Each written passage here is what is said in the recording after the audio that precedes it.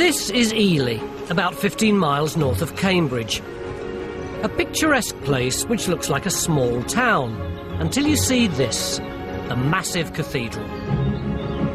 Ely is in fact a city, and its cathedral, built in Norman times, a huge reminder that this was once an incredibly wealthy and important part of medieval England. Recently, there's been a number of archaeological digs in Ely in advance of lots of new houses going up. And now, archaeologists are beginning to think that Ely could have been a big and important place long before the Norman conquest. This means there's a lot of excitement about the biggest dig ever to take place in central Ely, which is happening right now over there. Archaeologists have been given a unique chance to investigate an enormous 180 by 25 metre area in a key part of the city. This strip of land's packed with archaeology that's amazingly well preserved by the waterlogged fenland soils. Digging deep into Ely's rich past, the team hoped to find out when people first started living here on the edge of what was known in Saxon times as the island of the Eels. Make no mistake, this isn't a regular time team programme. We're not doing the digging. The site's being excavated by the Cambridge Archaeology Unit. This is a chance for us to show you what can be achieved on a much longer dig than the normal 3-day time team, and also what it's like to be an archaeologist working on a big site like this. So, sit back and enjoy it. What you're about to see is a 5-month dig, and you've got a front row seat to see the archaeology as it's discovered.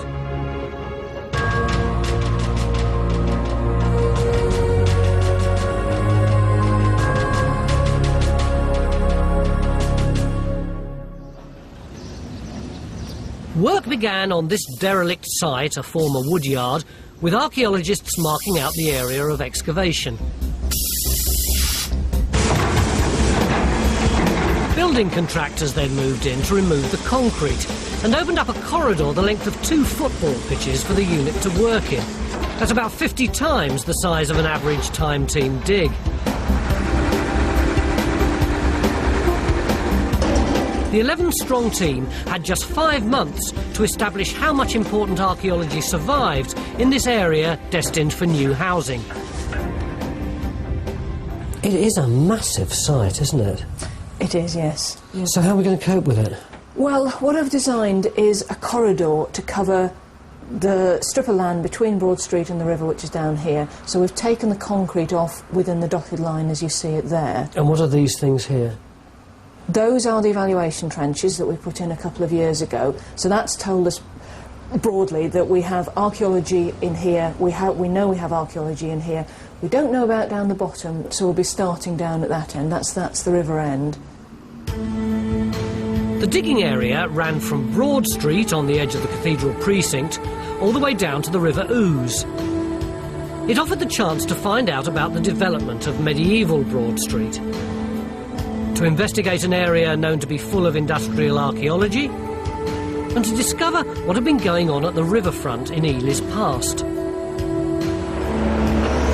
So with the archaeologists now in control of the machines, the first trench was opened up at the river end of the site. I'm tremendously excited about it. We've done a lot of evaluation work in Ely in the past, which has involved digging small holes into things and attempting to understand them, and now we've actually got a chance to dig a whole enormous swathe of land in one go. So yeah, it's really exciting. The first big discovery of the dig was made at the river end. The first trench, it turned out, had been put in slap bang in the middle of a man-made channel coming off the river. And as more work was done here, evidence of 2 more channels were discovered, all of them wide enough to allow narrow boats to unload goods on the higher, drier ground further up this site. The site was divided into 3 zones. Evidence of the river channels has been discovered here in Area C, and clearly one question that would have to be answered was how far they extended into Area B. It was also vital to get work going in Area A, which contained potentially the deepest layers of archaeology, a whole series of buildings that fronted onto Broad Street. The first step was to remove the remains of the modern buildings.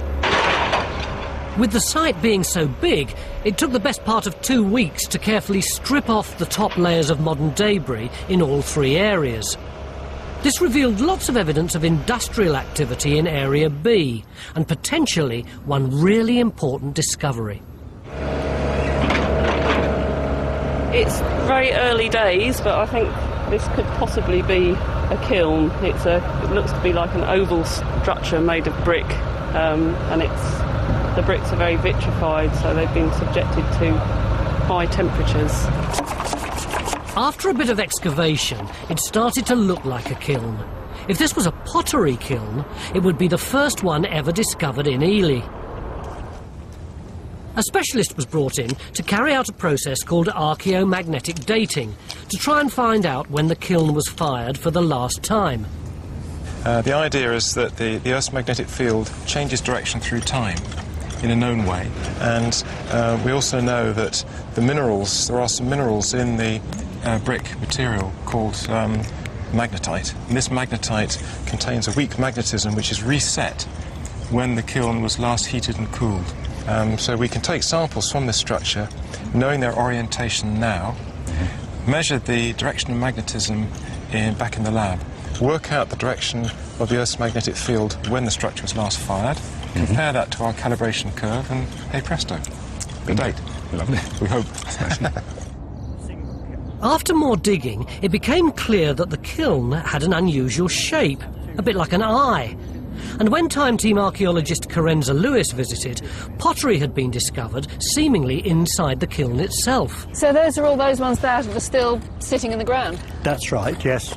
Overfired wasters, and a couple that were taken from there a little while ago. You can see it incredibly overfired. Oh, it is, isn't it? Because that's supposed to be the flat base, isn't Yes. it? And that's supposed to be round there. Yes. The glaze is all over the place. Yes. So they will have just abandoned this earlier kiln.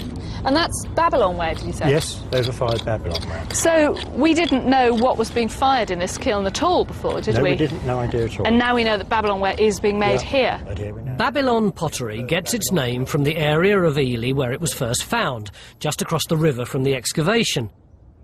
Fragments of Babylon pottery have been found all over Cambridgeshire, but until now, a kiln making it had never been found. We have the first Babylon. This cup's typical of what it looks like, and was just one of many examples unearthed during this dig.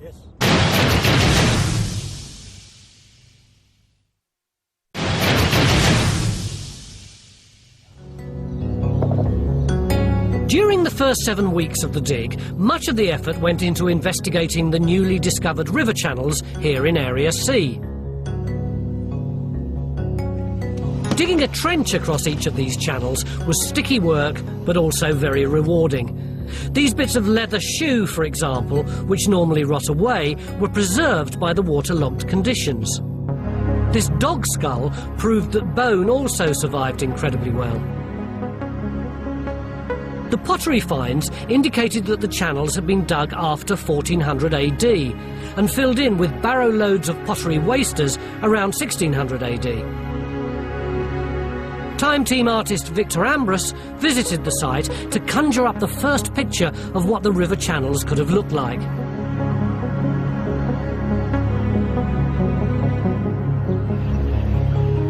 Before the fens were drained, the river would have been the main route into the island of Ely, and the fact that Ely was an island is key to its history.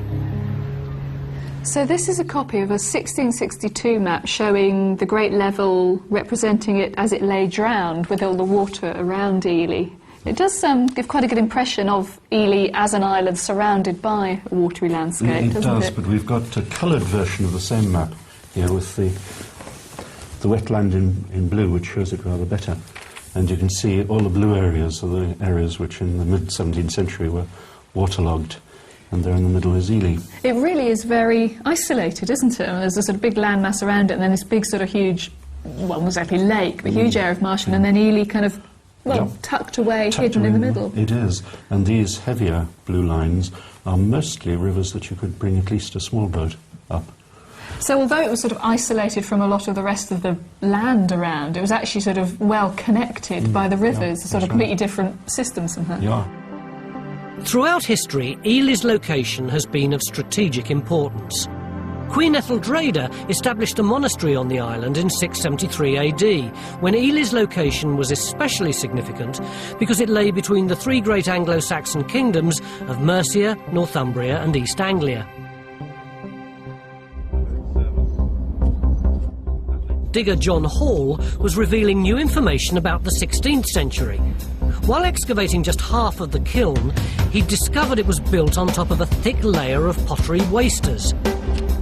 He'd soon filled 25 bags, all of which needed to be washed and sorted. With the focus of the dig on sorting out the later archaeology, it was a big surprise when some early pottery turned up here in Area B and got everyone excited about what might be waiting to be discovered in the much deeper levels of this site. So this is the biggest bit of the earlier material we've had so far? Well, certainly off this site, yes. I mean, by a long way off this side. Yeah. Spot on. These large fragments of Thetford ware pottery were sharp-edged and in good condition, suggesting it had been in use nearby. It was the first link with Ely's early history, and enough to get the imagination going. Perhaps it did belong to the time of the conquest, when Hereward the Wake was holding out against the Normans. Or maybe it was in use even earlier, and was a sign that the Saxons had been living here on the fen edge. 11 weeks of the dig left, and every second would be needed here in Area A, where the team hoped to uncover a whole series of buildings that would have fronted onto Broad Street. Fortunately, a photo existed, showing these three cottages as the last domestic buildings on the site, before they were demolished in 1933 to make way for a woodyard. The cottages had a half-timbered 16th century frontage, and this photo was some help in making sense of the archaeology in the upper layers of the site. One of the problems on sites like this is that large chunks of the evidence have been destroyed by modern building work. But here, some bits of archaeology were incredibly well preserved, like this 16th century bread oven situated at the back of the cottages. Samples were taken from the burnt deposits on the floor of the oven, which when put under a microscope revealed additional information. This is mainly pieces of great fen sedge leaves I have pulled out. That looks really fearsome. Yeah, they're quite sharp. If you actually have it on your hand, it catches the skin. So why would they have been putting these plants in the oven? They're not cooking them? I don't think so. There's so many of them, and there's very little wood charcoal, and it seems that they're probably actually being used as the fuel. The sample included other species of plant which only thrive in a managed landscape, and this suggested that some of the fenland around Ely must have looked like this area of Wicken Fen, where sedge is still grown for thatching. Discovering the oven was one of the highlights of the first half of the dig, and this is our interpretation of what it looked like when in use in the 1500s. Time Team invited modern-day potter John Hudson to come and look at our newly discovered pottery kiln. Having experimented with kilns of all periods, he soon spotted that this kiln hadn't been fired many times before being abandoned. That side is only just fired, whereas that side's fired a bit better. And from what you've said about the debris in the kiln, there's very little. So probably the last firing was cleaned out and something happened to the potter. Either he died or moved away. Who can say? I've kicked him off his... John makes replica pottery and was bowled over by the skill of the craftsmen working here around 400 years ago. It's been cleaned very carefully, and the finger marks and the finger in there is excellent. This is handmade pottery at its very, very best. Superb stuff, fit for the Queen. Elizabeth at the time, I should imagine. The first. Or the bishop. Or the bishop, yeah, the church. This is quite splendid, look. Yeah, it's really well made now. Having made and used replica chafing dishes, John could explain exactly how they worked. You can see there's the pillar, and on top there's usually a round bowl shape with handles, and you actually put a charcoal fire inside the bowl, and then you do your cooking on top of it. It's Would it be used for keeping food warm as well? Yeah, yeah, but usually for cooking sauces and finer dishes, yeah. To get a scientific answer to when the kiln was last fired, Carenza went to see Dr. Mark Noel in Durham to get the archaeomagnetic dating results. Because the position of magnetic north has changed over time, it's possible to use a magnetometer to read the magnetic information locked in the brick and plot it against other known magnetic readings to work out when the kiln at Ely was fired for the last time. Mark, this red line looks like the drunk's route home from the pub, but it says it's the UK master curve, so this is the direction that the compass would have been pointing in for the last 1600 years. That's right. It's showing us how the direction has varied in declination and inclination for, well, since 600 AD. And the numbers on it here are the dates, are they 600, 700, They're the 800? centuries, that's right. This 900. is us now, and that's 600 AD. So where's our Ely measurement? Ely is the green cross in here. Shall I zoom in? Right, there's the Ely vector, and I've compared it to the section of the curve between 1500 and 1600. The small white dots are 10-year increments between 1500 and 1600, and what I've done is I've taken the error bar, projected it onto the curve, and it's telling us that it could have been fired as early as 1510 or possibly as late as 1590. So the kiln did date to the reign of Elizabeth I, and John Hudson reckoned he could give Time Team artist Victor Ambrose a pretty good idea of how it worked. The walls, as you can see, go round the outside there, and there's another wall corresponding at the other side. Then there's a firing trench which goes all the way around the ellipse, and at either end is a fire mouth with an arch. Right. As the firing goes on, you push wood along these trenches, so you get a fire all round the pots. Oh, I get to it. fire Yes. the kiln that way. Right.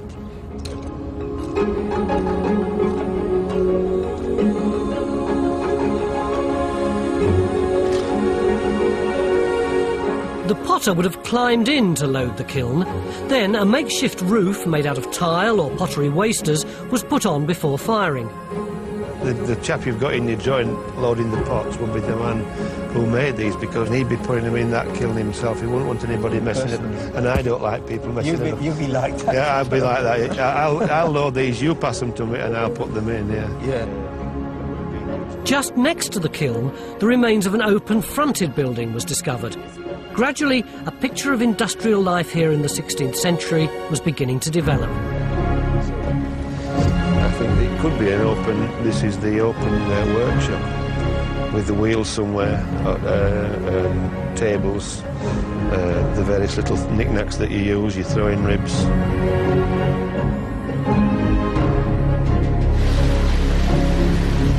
The weeks rolled by, and as the dig moved into October, it rained every day, making the site especially pleasant when I visited, to see how they were getting on with the complicated puzzle of 16th and 14th century building remains uncovered in Area A.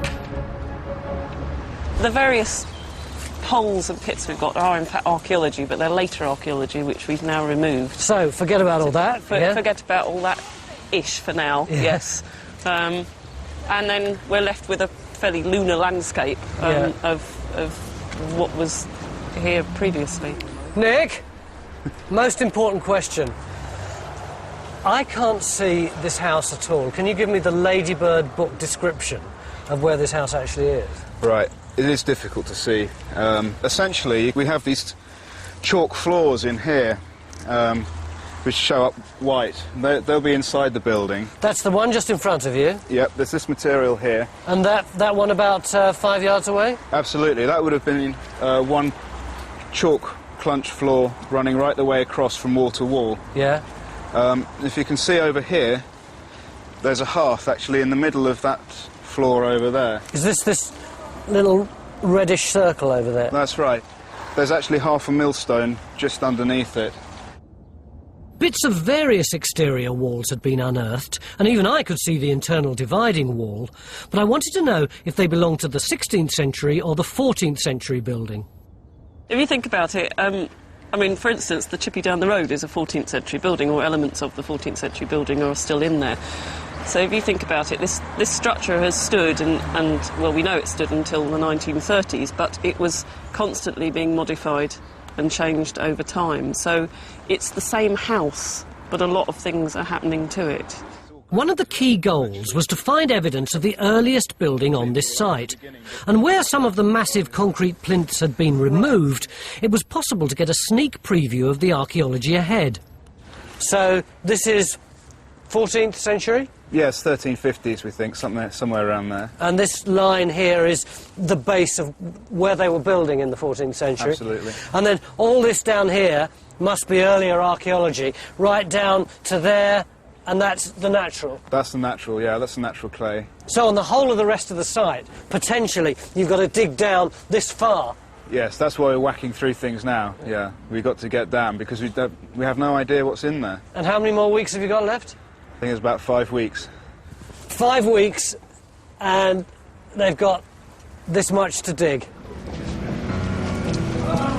5 weeks to go and plenty of digging still to do. In Area A, at the Broad Street end of the site, where the team were working their way down to find evidence of the earliest occupation of this part of Ely, the latest layer had revealed evidence of a large aisled hall constructed sometime around 1280 AD. We've removed quite a lot of it already, right. But I can show you the hollows where things used to be. Yes, right.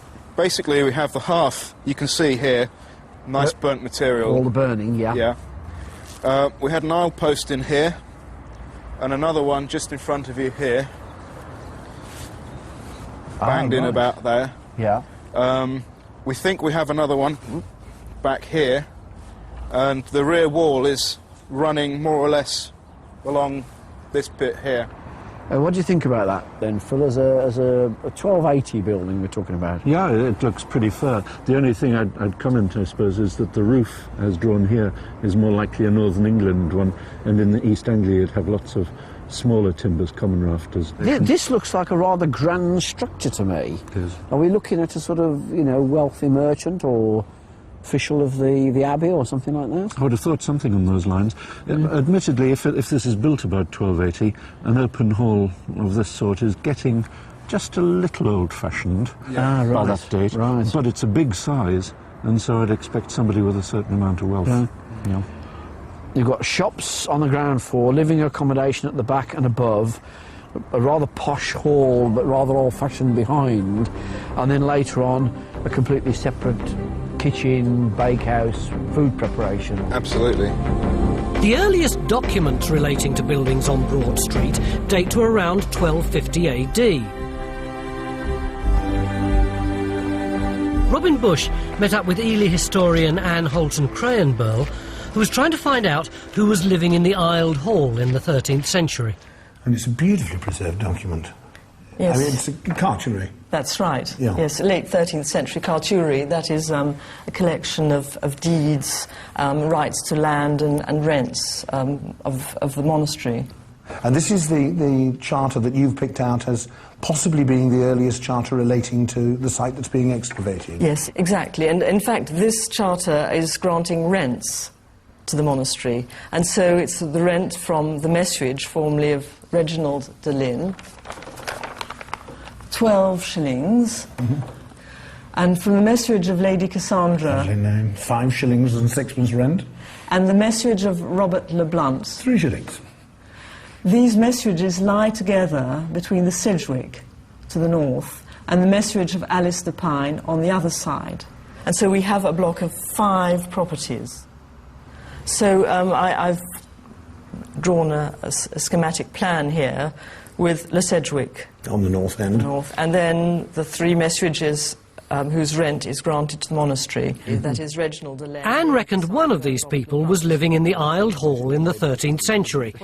Using information from a more detailed survey of 1417, Anne knew that the property Sedgwick was close to the excavation. So our tenements that are referred to in Liber M are somewhere to the south of Sedgwick. Yes. The excavation being just here.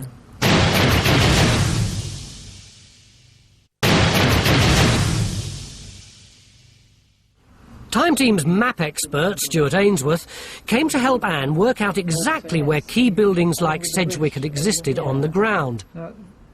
But first, he needed to look at the excavation in the context of the rest of Ely. it's an immediate thing for me. I look at a map, I stand back from it, and I look for patterns. I almost ignore the history. I don't want the detail at this stage. It's like I'm parachuting down onto it. I want to see the broad patterns below me. The first view of these Ely maps strikes me there's some very, very interesting patterns in here, which lead me to suspect that Ely hasn't actually changed very much since the very early medieval period. Left of the van and straight down that path, Jen. OK. Stuart picked up on one pattern immediately, a feature on Speed's map of 1610 that should be showing up in the archaeology. Well, when you look at the 1888 map, that pattern is still there. There's Broad Street coming down. There's that very distinctive dogleg of long, thin tenements there. So that corner is that corner that's shown on Speed. Stuart worked out that there should be a big boundary ditch crossing the site in Area B. Lou, are you still thinking that what you're digging is a ditch? Yes, hopefully, yeah. Cool. That would work well with Speed's map, which shows a big boundary, which is probably the back edge of the tenements off Broad Street, dividing the tenement away from the riverside, a boundary coming straight through here. And we measured down from street frontage. Why did you think that it came through here on at the end of the cottages? Normally there's little time for maps until after the dig, so having Stuart on site was a real bonus, especially when he realised that the ditch could originally have been one of the boundaries of the Benedictine monastery. Speed only shows big boundaries, which he doesn't show them everywhere. And he clearly had a need to show that, and that plan, coming round there, could have been part of this imposition of the monastic holding it over here.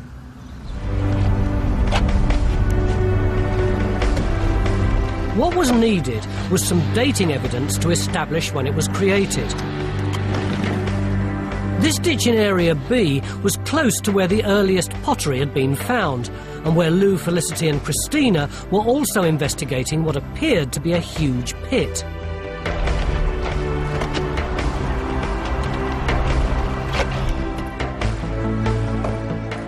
The pit feature was divided into quadrants to save digging it all out. That way, some of the later 14th century building remains in the upper layers were left intact, but the team could still dig down to lower levels of archaeology. Yeah. What dates your pottery? From what I can see, it looks to be.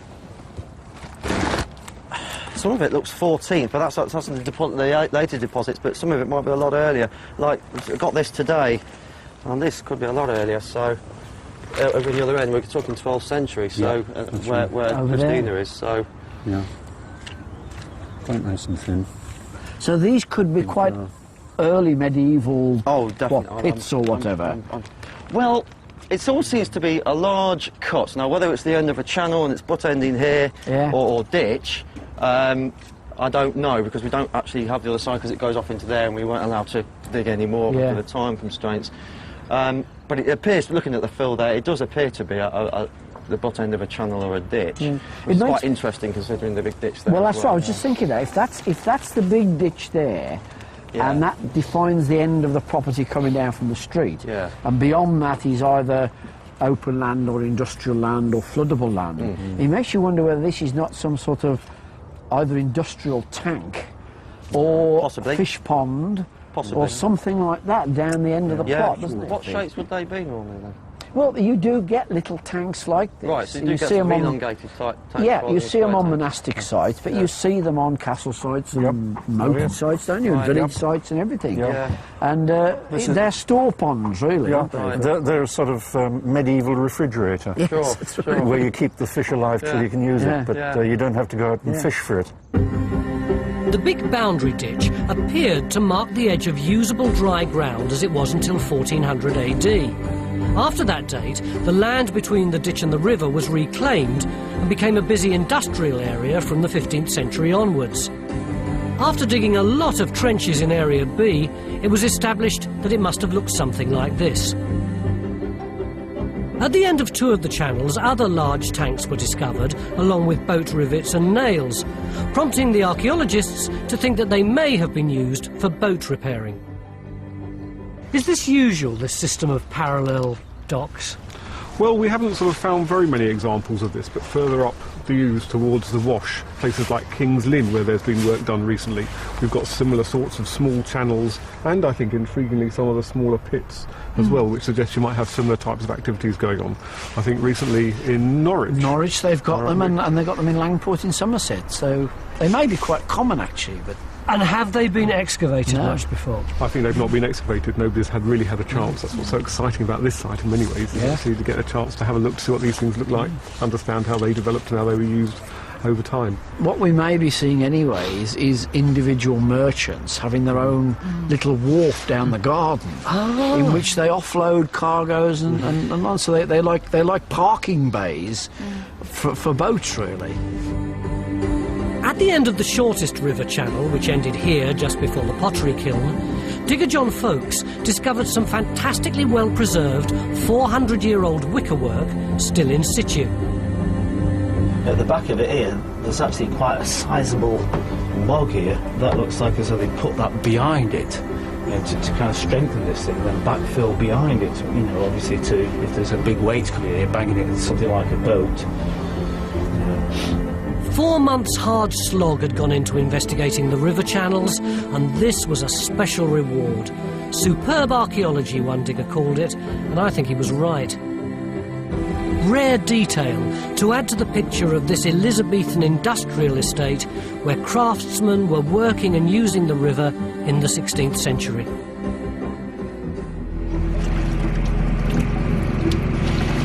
Progress was slow, and time was running out as the incessant rain turned the site into a mud bath. But in Area B, both the big boundary ditch and the possible fish tank turned up pottery that dated them to the 12th century. But this is a very early example. It comes as St Neots ware. Oh, right. 12th century material. Marvellous. Yeah. Marvellous. Yeah, it's quite good, one of your lower levels, is it? It is. It's a good, possibly a metre above the bottom yet. Yeah, is it really? Yes, yeah. Splendid.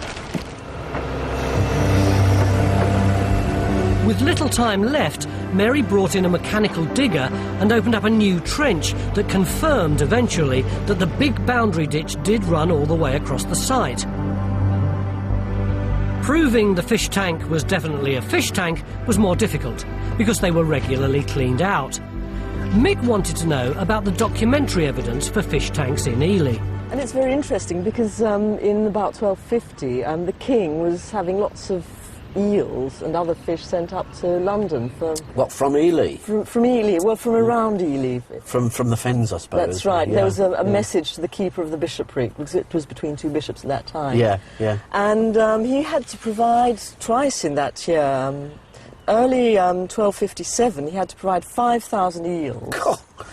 And 300 pike and 200 bream and other freshwater fish as required. And it's interesting, they had to be from fish ponds, meres and other fisheries, so obviously there were different sources. That reference to fish ponds you've got is interesting, because, I mean, it does look as if that's what we've got on the site. Some sort of storage tank or pond at the bottom. And they must have been very common, where you keep your fish until you need them to eat. Yes. Have you got any more references to them? They're just general references to people with fish ponds on their tenements around here, but it's difficult to precisely locate them. With heavy rainfall adding to an already high water table, the trenches needed to be pumped out several times a day. Although contingency money would allow work to carry on past the deadline at the Broad Street end, excavation on the rest of the site had to finish on time by December the 1st. And it was an action-packed last week in the fish pond trench as the lower levels started to reveal wonderfully well-preserved finds. This 700-year-old piece of wood was later examined by a specialist and thought to be part of a boat. There we go. Another little wooden peg. It's broken, but you don't often get them in there. That's lovely. And back in the fish pond trench, Christina discovered one of the best finds of the dig. Oh, it's got a pattern on it. I've got the end of it. This piece of decorated leather was in the black peaty layer directly under the piece of wood. It was in fantastic condition and again was thought to be something like 700 years old. Lovely. collection on the other side too. Has it? Yeah. Only a day later, and the fish pond trench had one more amazing find for Christina to reveal.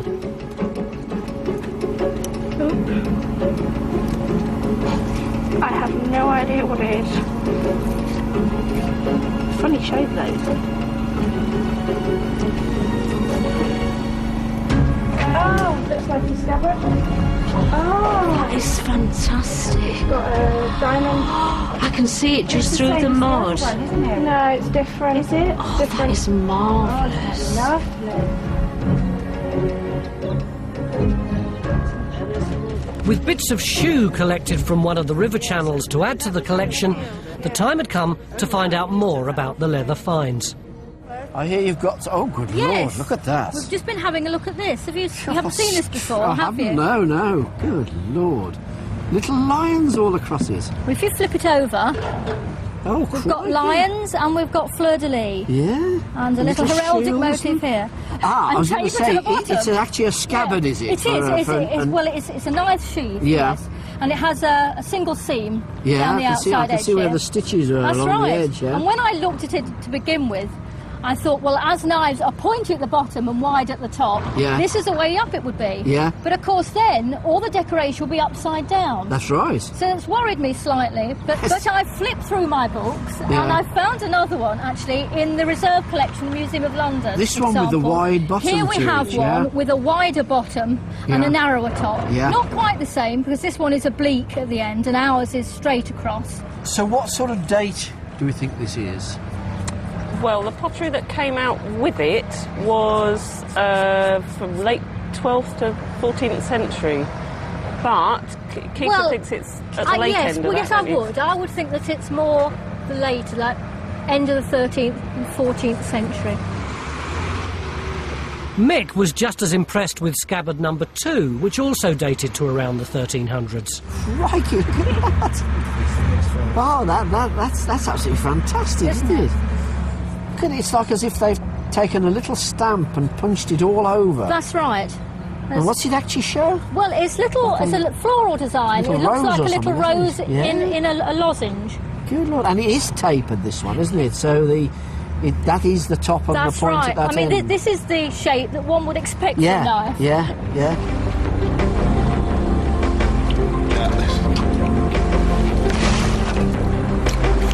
With progress at the Broad Street end of the site badly affected by the weather, and given the importance of the goal in this area to find evidence of the earliest occupation, it was decided that the dig here, in Area A, would continue for a further 2 weeks to make up for lost time. Keep going up. Up. Excavation in all other areas had to stop as planned, and so for half the archaeologists, the dig had come to an end. But for 5, the dig wasn't yet over. They now had just 2 weeks to answer the big question: how early did people start living in this part of Ely? There was still a lot of archaeology to dig. In removing the latest layer, they'd uncovered a series of big post holes. They are, they're huge posts. I mean, presumably, if this is our earlier building, it'd still be fairly substantial. They were uncovering a building that must have stood here sometime in the 1100s, way before the earliest documentary evidence of 1250, and possibly before Broad Street itself came into existence. Nick began to think that the building they were excavating might be an aisled hall on a different alignment to the one they discovered before. Essentially, we've got 3 pairs of post holes. We think we have anyway, but we've only got 1 pair at the moment. Basically, we've got the remains of a post in here. It's this square thing. That's important. We've got another one in here, big square post pit in here. We've got this huge one here. We expect there's another one under here, but we're not entirely sure. Having agreed to reduce the excavation area because of the shortage of time, Nick decided to risk getting into trouble by digging outside of it to find the missing post hole and hopefully prove his theory. There's an edge swinging around here, and it's quite a biggie. It's coming in here. You should see that that's a completely different colour to this. What it turns into is another question, you know, is another matter. I'm hoping it's my post hole. After a couple of hours of hard digging, Nick's hunch had been proved right. You're a lucky boy, you are. No luck involved. That's the post pipe in there, that big circular thing. And this big square thing, just like the others, is our post pit. Apparently post holes don't come much clearer than this, and it confirmed they were digging a big aisled hall. This aisled hall was on a different orientation to the later medieval buildings built on Broad Street. It dated to the early 1100s, making it the earliest known building discovered in this part of Ely, and was situated here when Broad Street was probably just a cart track, before it became a built-up street. This high-status large aisled hall was situated within the big boundary ditch thought to define this edge of the monastery precinct, and may have been occupied by an official from the monastery. The alignment and distance between the huge posts that held up the aisled hall was identical to the building that stood here in the 13th century, and Nick had a theory that the original hall had been dismantled and rebuilt on a different alignment to fit in with the development of Broad Street 100 years or so later, probably part of a money-making scheme by the monastery. With the site half backfilled and the dig drawing to a close, it was a major surprise when news broke of an important new discovery at the Broad Street end of the dig. I gather you're just about to leave then, Mick? Well, I'm just off. What have you got? You can barely see it now, it's that dark, but we're getting even more features coming up in our natural. Oh, God. And word is that they're probably either Iron Age or Saxon, so... Isn't that just typical? It all happens right at the end, doesn't it? 2.5 days left? 3 days? Oh, God.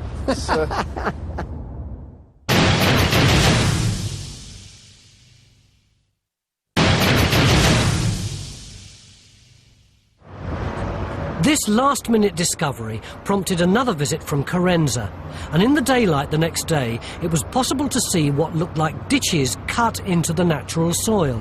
So which is the natural and which is the cut, Nick?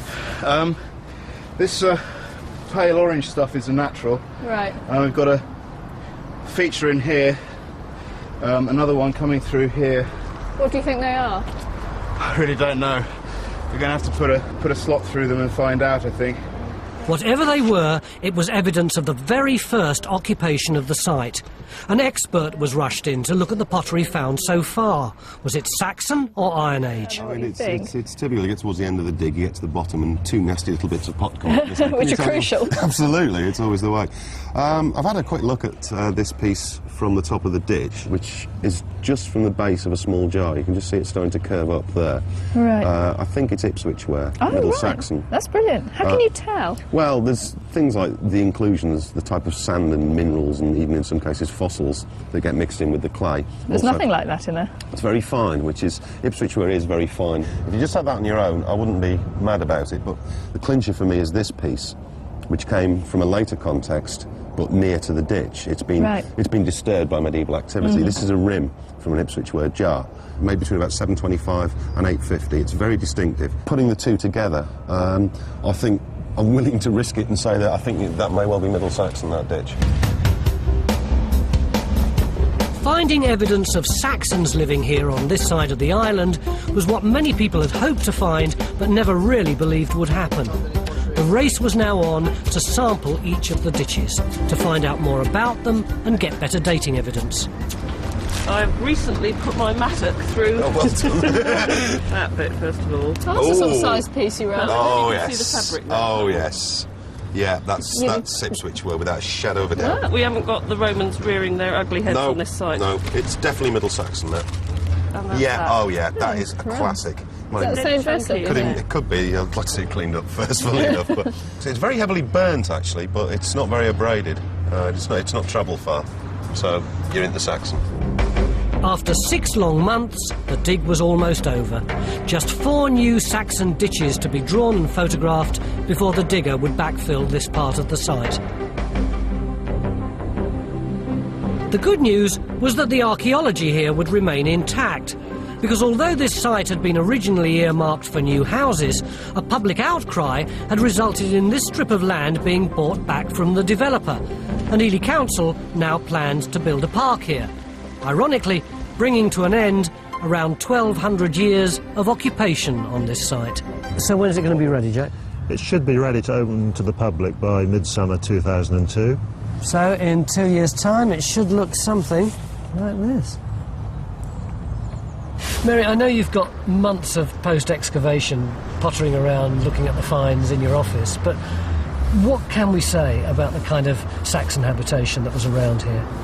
Well, on the site we didn't actually get buildings, but what we did get was little boundary plots, and we got a lot of domestic refuse in those little boundary ditches, so that we know that we've got buildings and occupation quite close by. So do you think they're the bottoms of the back gardens? Yes, in effect, yes. Yeah. What might they have looked like?